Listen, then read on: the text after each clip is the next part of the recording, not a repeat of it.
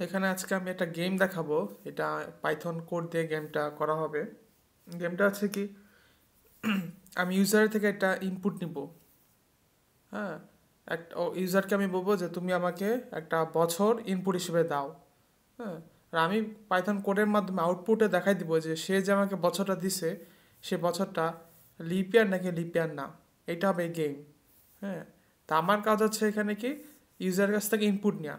হুম, আর তারপর হচ্ছে কোডটাকে রান করা এবং আউটপুটে দেখাই দেওয়া ইউজার যে ইনপুটটা দিছে সেটা লিপের হইতেছে নাকি লিপের হইতেছে না। হ্যাঁ, এইটা আর কি। তো ইউজারের কাছে প্রথমে একটা নোটিফিকেশন যাবে বা একটা ইনস্ট্রাকশন যাবে যে একটা ডেট, একটা ইয়ার তুমি আমাকে দাও। হুম, সেই ইয়ারটা দিবে। তারপর আমি কম্পিউটার মানে কোডিংটা প্রসেসিং হবে, তারপর আমি আউটপুটে দেখাবো যে হ্যাঁ, সে যে ইয়ারটা দিছে সেটা লিপ ইয়ার নাকি লিপ ইয়ার না। এইটা হচ্ছে গেমের থিমটা আর কি।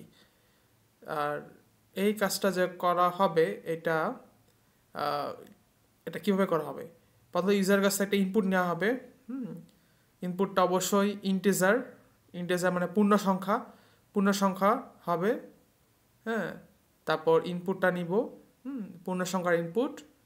তারপর যেটা করা হবে, আমি এখানে ইফের ব্যবহারটা করব।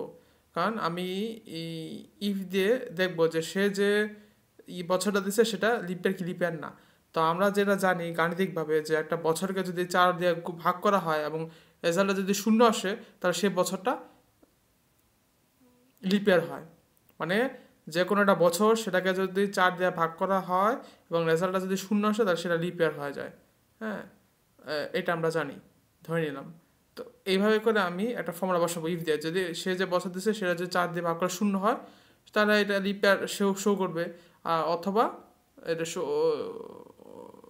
যদি শূন্য না আসে, মানে ভগ্নাবশেষ থাকে, হ্যাঁ শূন্য আসে নাই 4 দিয়ে ভাগ করার পর, রিমাইন্ডার ছিল আর কি, তাহলে এটা দেখাবে যে এটা লিপ ইয়ার না। এই কাজটা হবে আর কি। তো প্রথমে আমি ইউজার কাছ থেকে ইনপুট নিতেছি, তাই ইনপুট নেওয়ার জন্য আমাকে অবশ্যই একটা ভেরিয়েবল ক্রিয়েট করতে হবে। ভেরিয়েবলটার নাম দিতেছি আমি ইয়ার। ও স্যার, আমি এখান থেকে লিখি ইয়ার। এই যে প্রথমে আমার কাজ হচ্ছে একটা মানে ইনস্ট্রাকশন ক্রিয়েট করা যেটা ইউজারের কাছে যাবে। হুম, ইউজার আমাকে একটা ইনস্ট্রাকশন দিবে। হুম, আমি ইউজারকে বলবো যে এন্টার আ নাম্বার। ইউজারের মোবাইলে হয়তো আসবে যে এন্টার আ নাম্বার, ঠিক আছে, তো সেটা নাম্বার দিবে। হ্যাঁ, তো ওই জিনিসটা আমাকে ক্রিয়েট করতে হবে। তো আমি এখানে যে সে যে নাম্বারটা নিবে, নাম্বারটা নিশ্চয়ই একটা ভেরিয়েবল বা স্টোর থাকবে, এই জন্য আমি একটা ভেরিয়েবল বানাইছি এবং আমার ভেরিয়েবলের নাম আছে ইয়ার। হুম, এই ভেরিয়েবলের ভিতর ইউজার ইনপুটটা স্টোর করা থাকবে। আচ্ছা, এখন এখানে আমাকে যেটা করতে হবে, ইন্ট লিখতে হবে। যদি যে কোনো সংখ্যা যদি মানে ভেরিয়েবল, মানে আমি যদি ইনপুট হিসেবে পূর্ণ সংখ্যা নেই, এটার ইন লিখতে হয়। তারপর ইনপুট লিখতে হবে, কারণ ইনপুট যেহেতু আমি ইউজার কাছে যাবে এটা ইনপুট।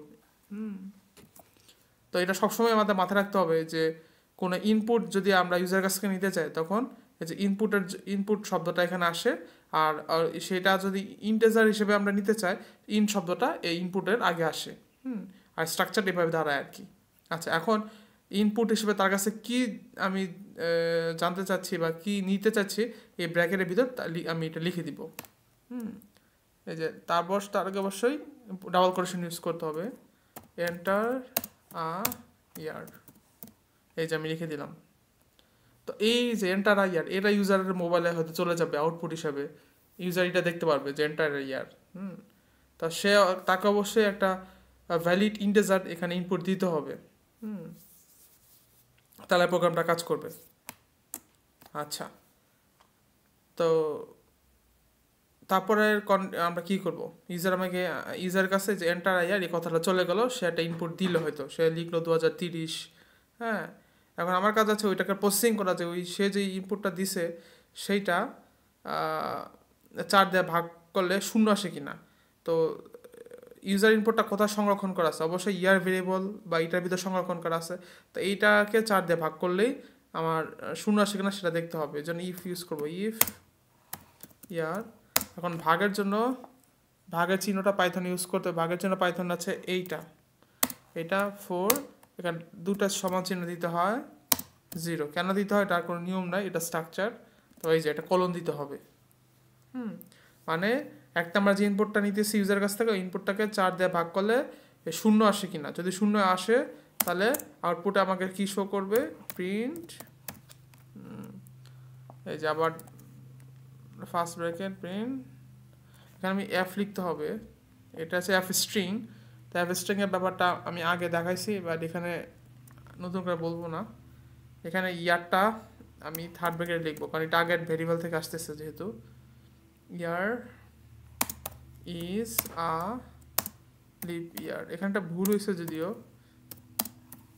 আমি ডাবল কোটেশন দিইনি। এই যে এফ স্ট্রিং এর পর থেকে ডাবল কোটেশন দিতে হয়, এই যে এই লেখাটা, যে আমি ইউজার যদি 2030 ইনপুট করে যে ইয়ার কথাটার ভিতর 2030 আসবে, 2030 ইজ আ লিপ ইয়ার এইভাবে আসবে। হ্যাঁ, যদি এরকম কোনো থাকে যে এফ স্ট্রিংটা সত্যি তখনই ব্যবহার করা হয় যখন মানে এই যে আমরা একটা স্টেটমেন্টের সাথে এরকম একটা ভেরিয়েবল ইউজ করি, তখন এই যে একটা স্টেটমেন্ট ইজ আ লিপ ইয়ার, এটা কিন্তু একটা সংখ্যা বা একটা স্টেটমেন্ট, এবং এটার সাথে একটা ভেরিয়েবল ইউজ করছি যেটা আগে ডিফাইন করা ছিল, যে উপর থেকে আমরা নিয়ে আসছি। তো এরকম থাকলে এরকম থার্ড ব্র্যাকেট দিয়ে লিখতে হয় আর কি। এখানে 2030 আসতে পারে, 2032 আসতে পারে, মানে এই একই কোডিং আমি অসংখ্যবার এই স্টেটমেন্টটা হয়তো প্রিন্ট করতে পারি, হয়তো ইয়ারটা চেঞ্জ হতে পারে, ইয়ারটা যখন যে ইয়ারটা ইউজ হবে তখন শুধু ইয়ার ভিতরে ঢুকতে থাকবে, এই জন্য এটা থার্ড ব্র্যাকেট দিয়ে এটা আলাদা করে দেওয়া হয়। আর যদি স্টেটমেন্ট আর ভেরিয়েবল একসাথে ইউজ হয় তখন যেরকম এফ এফ লেখাটা আসে আর কি, এফ স্ট্রিং। আচ্ছা, এবার এলস দেই, যদি মানে না হয় তখন কি হবে, লিপ ইয়ার না হলে তখন আমাকে সে প্রিন্ট করে কি দেখাবে, প্রিন্ট এফ স্ট্রিং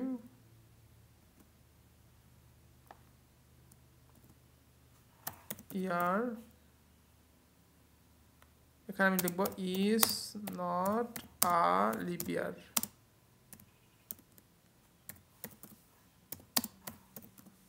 আবার কোটেশন অফ দিতে হবে, এই শেষ।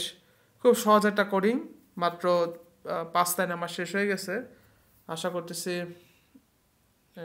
কোনো সমস্যা হয়নি, হয়ে যাবে কোডিংটা। আমি রান দিলে হয়তো এটা বুঝতে পারবো। তো আমি দেখি, তো রান দিলে প্রথমে কি আসে আউটপুটের, এই যে প্রথমে রান দিছি আমি, রান দিলে এই যে ইউজারের কাছে একটা ইনস্ট্রাকশন চলে গেছে, এন্টার আ ইয়ার। বাট আমি একটু ভুল করেছি, বা ভুল করিনি, বাট আমি একটু এটাকে আর একটু ক্লিয়ার করতে চাইতেছি। এই যে এখানে আমি একটা কোলন দিব, একটা গ্যাপ দিব, তাহলে এটা সুন্দর হবে আসতে দেখা। এই যে এখন রান দিই, এই যে এখন সুন্দর আসছে যে কোলন দিয়ে। এখন আমি এখানে একটা সংখ্যা বসাবো, ধরেন ইউজার আমাকে একটা সংখ্যা দিল 2030। হ্যাঁ, এটা এন্টার দিতে হবে, এন্টার দিলে ওই কোডিংটা প্রসেসিং হবে যে 2030 লিপার কি লিপার না। হ্যাঁ, কোডিং প্রসেসিং করে যদি মানে কোডিংটা দেখতে পায় লিপার, তাহলে যে প্রিন্ট স্টেটমেন্টটা দিবে, যে কোনো একটা প্রিন্ট স্টেটমেন্ট দিবে আর কি। এই যে 2030 ইজ আ লিপ ইয়ার হয়ে গেল।